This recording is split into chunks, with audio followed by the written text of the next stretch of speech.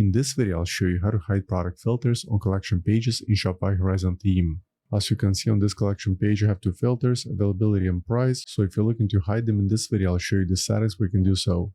At first, log into Shopify admin account. Once you're in the Shopify dashboard, on the left side of the screen, under Sales Channels, click on the online store. Then look for your current theme, Mike is Horizon, and then select Add a Theme.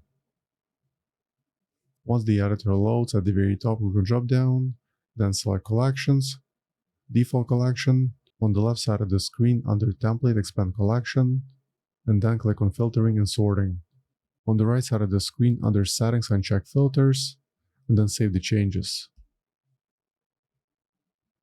Once the changes are saved, allow a few minutes for them to update, then go back to your website and try refreshing the collection page.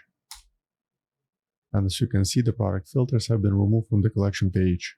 So for now, that's all for this video. Hope you found it useful. If more Shopify tutorials, please subscribe my channel. Thank you.